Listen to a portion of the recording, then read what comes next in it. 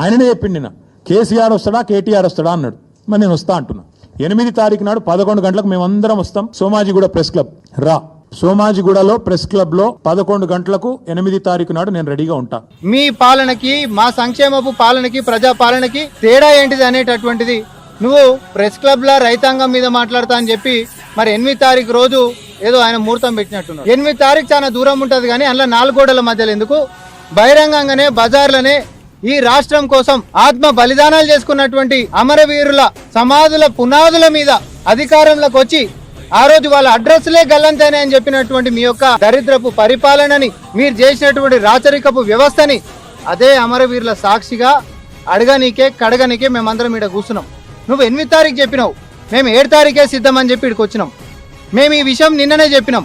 నీకు దమ్ము ధైర్యం ఉంటే నువ్వు రేపు ఇడికి అమరవీరుల స్తూపం కాడికి రా, మనం మాట్లాడుకుందామని చెప్పి మనం అన్నాం.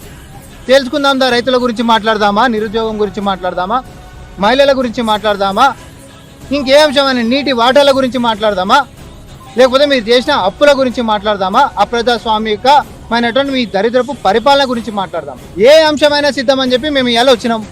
నేను ఒక టైం పెట్టిన మాట మీదకించి నేను వచ్చిన రాగానే నేను ఒక దస్తి కూడా వేసిన. మరి అయితే రాలేడు, నేను చెప్పిన సమయానికి అయితే నేను ఇక్కడ నాకు కనబడతలేడు. మరి రేపొద్దున మేము ఇక్కడ చెప్పినప్పుడు రాలేనటువంటి వాడు, చాతగానటువంటి వాడు, దమ్ము ధైర్యం లేనటువంటి వాడు, ముఖం చెల్లుబాటు కానటువంటి వాడు రేపొద్దున ముఖ్యమంత్రి గారిని సవాల్ చేసేటటువంటి స్థాయి గాని, అర్హత గాని, నైతిక విలువ గాని కేటీఆర్ కు ఉందా అని చెప్పి నేను మాట్లాడుతా ఉన్నా. మరి ఏం ముఖం లేనటువంటి వాడు నువ్వు ఛాలెంజ్లు ఎందుకు, నీకు అవసరమా? సో తప్పించుకొని పారిపోకు, అసెంబ్లీకి మీ నాయనని పట్టుకొని రా. మీ నాయనని ఈసారి ఆరోగ్యం సాకులు చెప్పి మాత్రం మళ్ళా కూడా తప్పించేటటువంటి ప్రయత్నాలు చేయకూరి. నీ స్థాయికి మా స్థాయిలో వచ్చిండు సరిపోతుంది. నువ్వు ముఖ్యమంత్రి గారితో ఊహించుకునేటంతటి సినిమా సీను నీకు లేదని చెప్పి మళ్ళొకసారి స్పష్టం చేస్తూ